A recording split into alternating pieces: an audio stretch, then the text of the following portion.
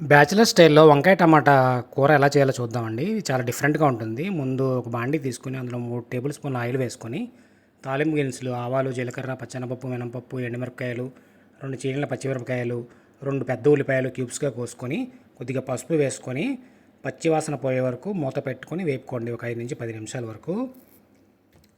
మూత పెట్టుకుని వేపడం వల్ల కొద్దిగా ఉల్లిపాయ త్వరగా మగ్గుతుందండి. ఇప్పుడు మనం ఫ్రెష్‌గా నూరినటువంటి అల్లం వెల్లిపాయ పేస్ట్ కూడా వేసి, మనం ఉప్పు నీళ్ళలో నానబెట్టుకున్న వంకాయ ముక్కలు కోసుకున్నవి ఉన్నాయి కదండి, అవి కూడా ఒక అర కేజీ తీసుకున్నానండి. అవి కూడా వేసుకొని పసుపు, ఉల్లిపాయలు అన్నీ కలిసేటట్టు నేను చూపిస్తున్న విధంగా కలుపుకోండి.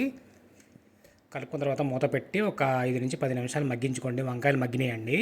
ఇప్పుడు మనం ఒక అర కేజీ వంకాయలకి పావు కేజీ టమాటాలు తీసుకుంటే పర్ఫెక్ట్గా వస్తుందండి కర్రీ. పావు కేజీ టమాటాలు పచ్చివైనా పర్లేదు, పండువైనా పర్లేదు, నేను చూపిస్తున్న విధంగా వేసి కలుపుకొని మూత పెట్టుకోండి. అన్ని వంకాయలు టమాటాలు అన్నీ కలిసేలాగా మూత పెట్టుకొని మగ్గించుకుందాం. ఈలోగా మనం ఒక సీక్రెట్ ఇంగ్రీడియంట్, ఒక పేస్ట్ తయారు చేసుకుందాం. ఒక 3 పచ్చిమిరపకాయలు, 4 వెల్లుల్లిపాయలు, కొద్దిగా కొత్తిమీర వేసి మిక్సీలో ఒక తిప్పు తిప్పండి, అంతే, కచ్చా పచ్చగా.